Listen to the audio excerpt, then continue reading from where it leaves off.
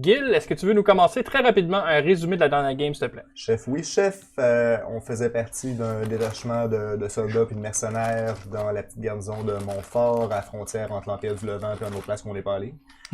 Puis un beau matin, on s'est réveillé à une espèce de commotion dans la bibliothèque, pas la pièce mais le meuble parce que c'était petit. Oui. Avec notamment Monseigneur de Montfort, Monseigneur Lancet, Ouais. puis les autres savants puis intellectuels et ecclésiastiques de la place.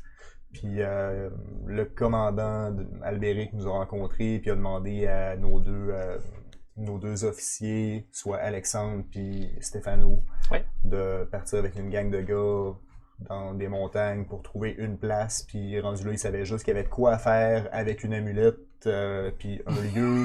C'était peut-être de la récupérer, c'était peut-être de l'amener là. On a fini par savoir que l'amulette avait été en la possession d'un de nos membres du groupe, Vincent. Fait qu'on est parti.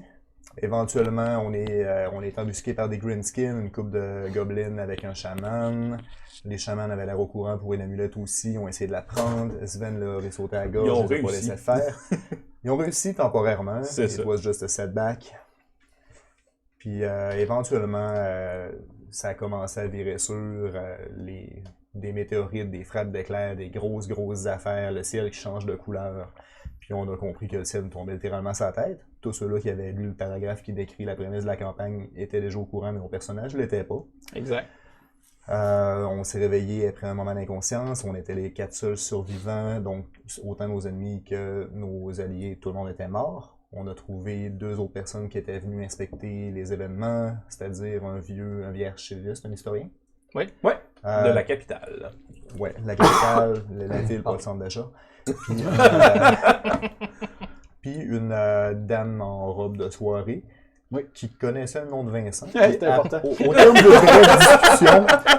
d'une brève discussion, on est passé de « je connais ton nom » à « tiens, voilà le plat de Vesse qui était l'amulette ».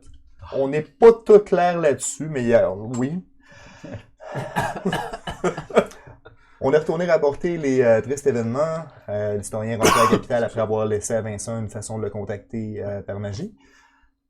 Puis Monseigneur Lancet s'est suicidé. Puis on a appris que toutes les sources de magie divine, tout le contact avec les dieux, toute la divination, tout était coupé. L'univers médiéval fantastique a perdu Internet.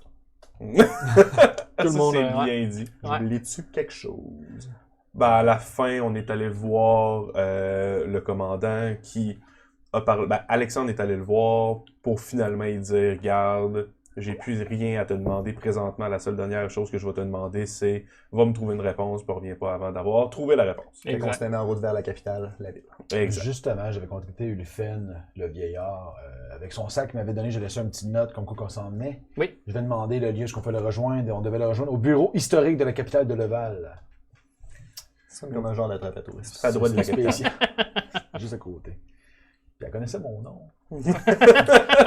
Excuse-moi.